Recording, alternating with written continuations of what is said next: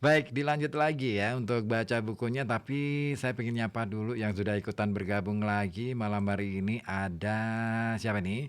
Kencur di Dadirejo ya. Selamat malam Mas Ribu, selamat malam juga. Kalau membaca buku sendiri mungkin nggak sempet nih Mas, kalah sama kebutuhan hidup. Iyalah ya. Iya, makanya saya bacakan untuk Anda ya. Mending dengerin Mas Ribut baca deh. Bisa sambil kerja. Iya. Iya. Ya semoga aja dari apa yang saya baca ya itu bisa diresapi dan bisa menjadi pengetahuan, enggak cuma menjadi pengetahuan ya, tetapi juga menjadi hal apa ya, hal yang patut untuk kita renungkan. Apalagi kita ngomongin di buku ini ya, di buku Psychology of Money karyanya Morgan Housel ini berbicara tentang hubungan antara psikologi manusia atau kejiwaan manusia dengan perilaku mengelola keuangan. Nah, memang seperti dikatakan oleh Housel dalam bagian-bagian awal bahwa masalah keuangan itu nggak ada urusannya dengan kecerdasan, nggak ada urusannya dengan tingkat atau katakanlah jenis pekerjaan atau kekayaan dan lain sebagainya. Soal pengelolaan keuangan ada ya, urusannya sebenarnya lebih pada perilaku, cara kita berperilaku dalam kehidupan kita sehari-hari. Apakah kita menjadi orang yang mudah untuk membeli ini itu ya, ataukah kita cukup punya pertimbangan panjang untuk masa depan. Baik, bab 14 sudah selesai, saya masuk ke bab 15, judulnya Tidak Ada Yang Gratis. Wow, semuanya bayar ya. Kayaknya sih gitu ya dalam kehidupan kita ya. Oksigen aja sebenarnya sekalipun gratis, bayarannya apa sih? Oksigen ini kan pemberian Tuhan nih. Bayarannya adalah bagaimana kita berbuat baik, bagaimana kita mengamalkan apa yang menurut kita baik dan menurut semua orang itu baik dalam kehidupan kita sehari-hari. Bagaimana kemudian mendayagunakan oksigen itu sebagai energi untuk kita supaya bisa bekerja dan kreatif dalam mengelola kehidupan kita. Ya nggak sih? Kayak Mas Kencur nih di Dadirejo yang sambil kerja, Mas Takim juga. Semua aja deh pendengar Radio Kota Batik yang hari ini, malam hari ini masih pada lemburan. Itu artinya Anda sedang mendayagunakan oksigen. Jadi oksigen pun segratis-gratisnya oksigen, kita ada yang harus dibayarkan kepada alam ini. Yes, salah satunya menjaga bumi kita tetap bersih, tetap terjaga lingkungannya, nggak buang sampah sembarangan. Nah itu yang paling penting ya. Nah kenapa bumi sekalipun ya bolehlah kita menganggap bahwa bumi itu seolah-olah sudah sebagai tempat saja nih. Tapi jangan lupa bumi juga makhluk Tuhan. Bumi diciptakan oleh Tuhan. Bumi itu hidup. Bumi itu nggak mati. Bagaimana logikanya gini? Kalau bumi itu mati, mana mungkin bisa menumbuhkan yang hidup? Mana mungkin bisa memberikan kebutuhan-kebutuhan bagi yang hidup, manusia, binatang, tumbuhan, ya. Makanya, yuk kita selamatin bumi kita bareng-bareng. Kita coba kita ciptakan lingkungan yang nyaman, aman dan juga bersih, sehat gitu ya. Dengan cara apa? Yuk kita mulai dengan memilah sampah dari rumah, ya kan? Nah makanya ya memilah sampah itu gimana sih caranya? Nah kita pilah antara yang organik dan anorganik serta barang-barang yang berbahaya ya, bahan-bahan berbahaya. Nah sampah organik itu apa saja sih? Sampah organik itu misalnya nih ya, sisa makanan, kemudian kulit-kulit buah gitu kan, terus apalagi nih daun-daunan. Nah itu adalah sampah-sampah organik. Kita wadain dalam satu wadah tersendiri. Kemudian anorganik, apa sih yang tergolong di anorganik? Sampah-sampah plastik. Kemudian yang dari kertas, itu kita wadain lagi sendiri ya. Dan bahan sampah yang berasal dari bahan-bahan berbahaya. Apa aja bahan-bahan yang berbahaya? Contohnya adalah misalnya nih ya, obat-obatan, terus ini kaleng ya, kaleng bekas semprotan nyamuk, semprotan apa ini, pokoknya yang mengandung gas itu ya. Nah kita taruh di sini di tempat yang berbeda lagi. Nah Kenapa itu penting? Karena ini cara kita ya, wujud kita, cara kita untuk menyelamatkan dunia, menciptakan kehidupan kita jadi lebih baik lagi. Ya, bumi itu penting untuk kita pelihara. Bumi sudah memelihara kita. Masa sih kita nggak mau memelihara bumi? Ya, dengan memberikan air. Ya, air itu sudah sangat luar biasa deh. Masa sih kita nggak mau menjaganya? Dosa dong. Kira-kira dosa nggak sih kalau kita merusak lingkungan kita sendiri? Ayo, coba dipikir deh. Ya, jangan sampai lah ya kita merusak lingkungan kita dengan, ya makanya kita pilah sampah itu. Tujuannya apa? Supaya kehidupan kita jadi lestari. Ya. Nah, kenapa anorganik dan kenapa bahan berbahaya itu harus dipisahkan? Kalau anorganik itu bisa diolah lagi, diproses lagi, dimanfaatkan lagi sebagai barang komoditas baru. Kalau bahan berbahaya, nah ini perlu diolah secara khusus. Makanya kita pisahkan gitu. Nah, makanya yuk kita bikin kota kita jauh lebih baik. Why? Kenapa? Karena kitalah yang memiliki kota ini. Karena kita dihidupkan oleh kota ini. Karena kita dihidupkan oleh bumi ini. Kita makan dari hasil bumi di sini. Kita minum dari air yang ada di bumi ini. Masa sih kita nggak mau jaga? Masa sih kita nggak mau merawat? Nah, diri kita sendiri aja butuh dirawat, ya kan? Apalagi bumi. Ingat, kalau pernah Anda baca kitab yang luar biasa tuh ya. Saya pernah tuh mendapatkan cerita yang menarik bahwa Adam dan Hawa itu diciptakan dari saripati bumi yang saripati tanah yang ada di bumi ini sendiri.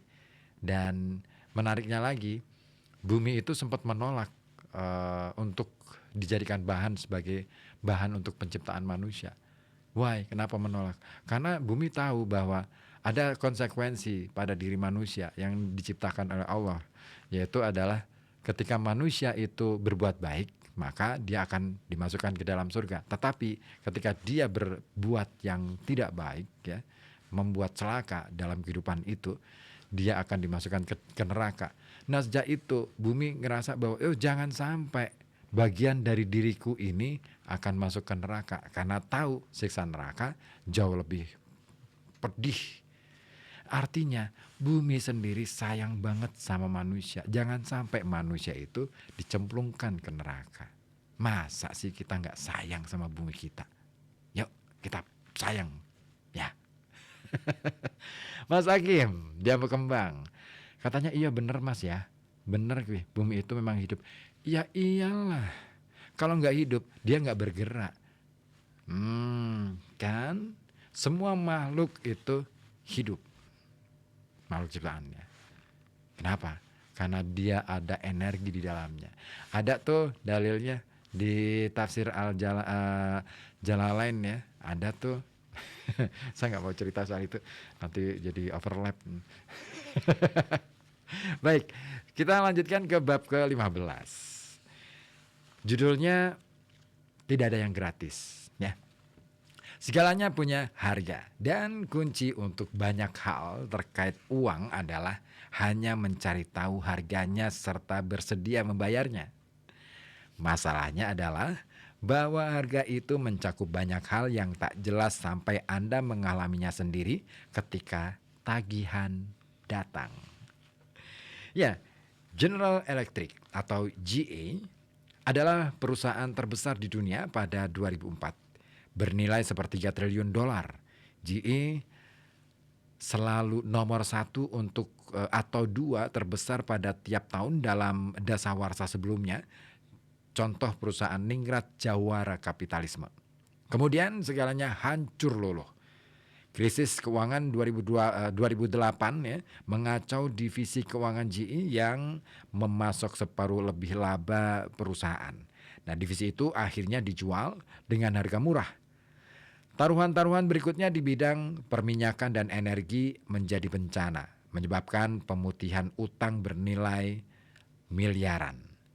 Nilai saham GE jatuh dari $40 pada tahun 2007 ke $7 pada tahun 2018. yang disalahkan oleh CEO Jeff Immelt yang menjalankan perusahaan itu sejak tahun 2001 dengan langsung dan keras. Dia dikritik karena kepemimpinannya, akuisisinya, pemangkasan dividen, pemecatan pekerja, dan tentu saja harga saham yang kejeblos. Memang sudah sepantasnya. Mereka yang diganjar kekayaan besar pada masa jaya juga bertanggung jawab pada masa paceklik. Email mengundurkan diri pada tahun 2017. Namun email mengatakan sesuatu yang penuh wawasan ketika pergi. Menanggapi para pengkritik yang berkata tindakannya keliru dan yang seharusnya dia lakukan itu sudah jelas, email berkata kepada penggantinya, tiap pekerjaan itu kelihatan gampang bila bukan kamu yang melakukannya. Wow, sadis ya. Nah, tiap pekerjaan itu kelihatan gampang bila bukan kamu yang melakukannya, karena tantangan yang dihadapi orang di arena sering tidak bisa dilihat. Dilihat oleh siapa? Dilihat penonton. Nah, menangani tuntutan perusahaan yang kegemukan, investor jangka pendek, kemudian regulator, serikat pekerja, dan kubu birokrasi yang saling bertentangan bukan hanya sukar. Bahkan mengenali besarnya masalah pun sukar sampai kita sendiri yang menghadapinya. Pengganti email yang bertahan 14 bulan merasakannya sendiri. Sebagian besar hal lebih sukar dalam praktik daripada teori. Kadang itu karena kita terlalu percaya diri. Lebih sering itu karena kita tak ahli dalam mengidentifikasi harga keberhasilan sehingga kita tak bisa membayarnya. S&P 500 naik 119 kali lipat dalam periode 50 tahun yang berakhir pada tahun 2018. Anda tinggal duduk manis, menunggu dan membiarkan uang Anda berkembang. Namun tentu saja investasi sukses tampak mudah jika bukan Anda yang melakukannya. Pertahankan saham untuk jangka panjang. Demikian nasihatnya, itu nasihat bagus. Namun apa Anda tahu betapa sukarnya mempertahankan wawasan jangka panjang bila saham ambruk? Ya, seperti segala yang layak dilakukan, investasi sukses ada harganya. Namun harganya bukan dalam dolar dan sen. Harganya adalah kenaikan dan penurunan, rasa takut, keraguan, ketidakpastian, dan penyesalan. Semuanya gampang diabaikan sampai Anda menghadapinya sendiri secara langsung. Ketidakmampuan mengetahui bahwa investasi ada harganya bisa menggoda kita untuk mencoba mendapatkan sesuatu secara gratis. Seperti mencuri di toko, ujungnya jarang indah. Anggaplah Anda ingin mobil baru, harganya $30.000. Anda punya 3 pilihan. Yang pertama, bayar harga $30.000 untuk mendapatkannya. Yang kedua, cari mobil bekas yang lebih murah. Atau yang ketiga, curi mobil itu. Dalam kasus demikian, 99% orang tahu bahwa pilihan ketiga harus dihindari karena konsekuensi mencuri mobil lebih berat daripada keuntungannya. Namun, andaikan Anda ingin mendapatkan hasil tahunan 11% selama 30 tahun ke depan supaya bisa pensiun dalam damai, apa imbalan seperti itu gratis? Tentu tidak. Dunia tak pernah sebaik itu. Ada harganya yang harus dibayar. Harganya adalah godaan terus-menerus dari pasar yang memberi hasil besar dan segera mengambilnya lagi. Termasuk dividen hasil Dow Jones Industrial Average sekitar 11% per tahun dari tahun 1950 ke 2019 yang memang bagus. Namun harga keberhasilan selama periode itu sangat tinggi. Bagian abu-abu di grafik ini menunjukkan masa ketika hasil itu setidaknya 5% di bawah hasil tertinggi. Nah, itulah harga hasil pasar, biayanya, harga tiket masuk, dan itu menyakitkan. Nah, seperti sebagian besar produk, makin besar hasilnya, makin tinggi harganya. Saham Netflix naik melebihi 35.000% dari 2002 sampai 2018.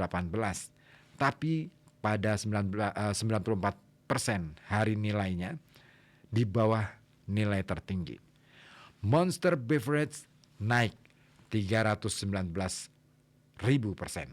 dari tahun 1995 sampai 2018, termasuk salah satu kenaikan tertinggi dalam sejarah, tapi harganya di bawah harga tertinggi sebelumnya dalam 95% periode itu.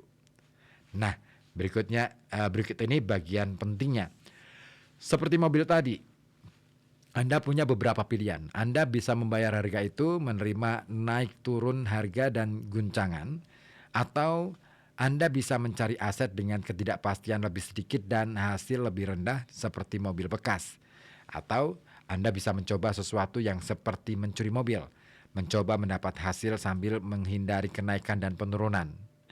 Nah, banyak orang mencoba pilihan ketiga dalam berinvestasi, seperti maling mobil. Walau berniat baik dan mematuhi hukum, mereka membuat trik dan strategi untuk mendapat hasil tanpa membayar harga. Mereka membeli dan menjual. Mereka mencoba menjual sebelum resesi dan membeli sebelum harga naik. Sebagian besar investor dengan sedikit pengalaman pun tahu bahwa naik turun harga itu nyata dan lazim. Maka banyak yang melakukan apa yang tampak seperti tahap logis berikutnya, mencoba menghindarinya. Namun para dewa uang tak menyukai mereka yang mencari imbalan tanpa membayar harga. Beberapa maling mobil akan berhasil kabur, banyak lagi yang akan ditangkap dan dihukum. Begitu juga dengan investasi. Morningstar pernah meneliti performa reksadana mutual taktis yang strateginya adalah berpindah-pindah antara saham dan reksadana pada waktu yang dianggap tepat, mendapatkan hasil pasar dengan risiko lebih mudah. Mereka menginginkan hasil tanpa membayar harga. Penelitiannya berfokus dari pertengahan tahun 2010 sampai akhir 2011, ketika bursa saham Amerika Serikat menggila karena takut resesi terjadi dan S&P 500 atau 500 merosot di atas 20%. Itulah jenis lingkungan yang seharusnya menjadi tempat kerja reksadana taktis. Saatnya mereka bersinar. Nah, berdasarkan hitungan Morningstar, pada periode itu ada 112 reksadana mutual taktis. Hanya 9 yang mendapatkan hasil lebih baik disesuaikan dengan risiko daripada reksadana sederhana, 60/40 saham obligasi. Tak sampai seperempat reksadana taktis punya kerugian maksimum, lebih kecil daripada indeks reksadana yang didiamkan. Morningstar menulis, dengan sedikit kekecualian, reksadana taktis maksudnya, mendapat hasil lebih kecil, lebih banyak mengalami naik turun atau kena risiko rugi sama besar dengan reksadana yang didiamkan. Investor individual sering terjebak itu juga ketika membuat investasi pribadi. Rata-rata investor reksadana ekuitas mendapat hasil lebih rendah dari investasinya sebesar 0,5% per tahun. Dan menurut Morningstar, karena membeli dan menjual ketika mereka seharusnya membeli lalu memegang.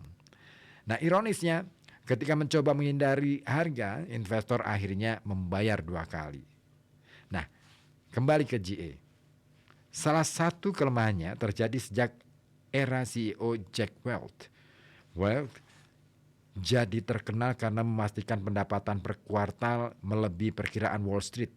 Dia jagonya. Jika para analis Wall Street memperkirakan 0,25% per saham, Jack bakal membuat harga saham GE jadi $0,26. Tak peduli seperti apapun kondisi bisnis atau ekonomi. Dia melakukan itu dengan otak-atik angka. Itu penyebutan yang cukup baik ya. Seringkali menarik hasil kuartal mendatang ke kuartal sekarang agar angka-angka sesuai yang diinginkan.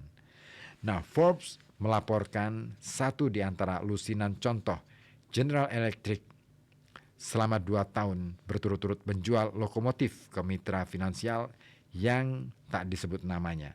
Bukannya pengguna akhir dalam transaksi, sehingga sebagian besar risiko kepemilikannya masih di GA.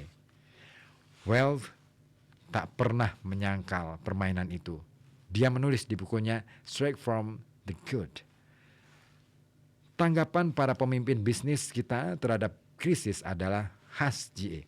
Walau sudah tutup buku untuk kuartal tertentu, banyak yang langsung menawarkan untuk menutup kesenjangan atau omset. Nah, beberapa bilang bisa mencari tambahan 10 juta dolar, 20 juta dolar, bahkan 30 juta dolar dari bisnisnya untuk mengganti yang tak ada. Hasilnya adalah bahwa di bawah kepemimpinan Wealth, para pemegang saham tak harus membayar harga.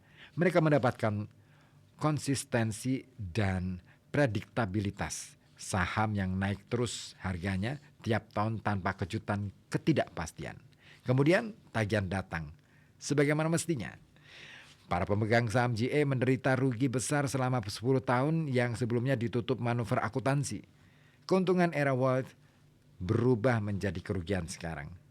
Contoh paling anehnya berasal dari dua raksasa KPR yang tumbang, Freddie Mac dan Fannie Mae, yang pada awal 2000-an kepergok melaporkan terlalu kecil omset sampai miliaran dolar dengan niat membagi rata keuntungan ke masa depan untuk memberi ilusi kemulusan dan prediktabilitas kepada investor. Ilusi tak harus membayar harga. Pertanyaannya, mengapa banyak sekali orang yang bersedia membayar harga mobil, rumah, makanan, dan liburan berusaha sangat keras menghindari membayar harga hasil investasi bagus? Jawabannya sederhana. Harga keberhasilan investasi tidak langsung kelihatan. Harganya tak tertera di label. Jadi ketika ditagih, rasanya bukan seperti membayar pembelian sesuatu yang bagus. Rasanya seperti denda karena berbuat sesuatu kesalahan. Dan sementara orang biasanya mau-mau saja membayar harga, denda itu mestinya dihindari. Anda dianggap harus membuat keputusan yang membuat Anda menghindari denda. Denda tilang dan pajak berarti Anda berbuat kesalahan dan layak dihukum. Tanggapan alami siapapun yang melihat kekayaannya menurun dan menganggap penurunan itu sebagai denda adalah menghindari denda masa depan. Kedengarannya remeh, tapi berpikir mengenai naik turunnya pasar sebagai biaya bukan denda adalah bagian penting pengembangan jenis pola pikir yang memungkinkan Anda bertahan cukup lama sampai mendapat keuntungan investasi. Hanya sedikit investor yang mampu berkata, saya baik-baik saja jika kehilangan 20% uang saya. Apalagi investor baru yang belum pernah mendapatkan atau mengalami penurunan 20%. Namun, jika Anda memandang naik turunnya nilai kekayaan sebagai denda, keadaannya jadi beda. Tiket Disneyland seharga $100, namun Anda mendapat satu hari luar biasa bersama anak-anak yang tak akan Anda lupakan. Tahun lalu, lebih dari 18 juta orang menganggap biaya tiketnya layak dibayar. Hanya sedikit yang merasa $100 itu hukuman atau denda. Imbalannya jadi jelas kalau Anda tahu Anda membayar biaya. Sama saja dengan investasi, di mana naik turunnya nilai selalu merupakan biaya, bukan denda. Keuntungan dari pasar tidak pernah dan tidak akan gratis. Anda dituntut membayar harga untuknya seperti untuk semua produk lain. Anda tak dipaksa membayar harga itu sebagaimana Anda dipaksa pergi ke Disneyland. Anda bisa pergi ke pasar malam setempat dengan harga tiket $10 atau di rumah saja gratis. Boleh jadi Anda tetap menikmatinya, namun Anda biasanya mendapat sesuai yang Anda bayar. Sama saja dengan pasar, biaya naik turun. Ketidakpastian harga hasil adalah biaya tiket masuk untuk mendapatkan hasil yang lebih besar daripada uang kas dan obligasi yang lebih murah. Triknya adalah meyakinkan diri sendiri bahwa biaya pasar layak dibayar. Itu satu-satunya cara untuk menghadapi naik turunnya nilai dan ketidakpastian. Bukan hanya menanggungnya, melainkan menyadari bahwa itu biaya yang layak dibayar. Ya, tak ada jaminan bahwa itu layak. Kadang hari hujan ketika Anda di Disneyland. Namun, jika Anda memandang biaya masuk sebagai denda, Anda tak akan pernah menikmati keajaiban. Cari harganya, kemudian bayarlah. Oke, bab 15 selesai.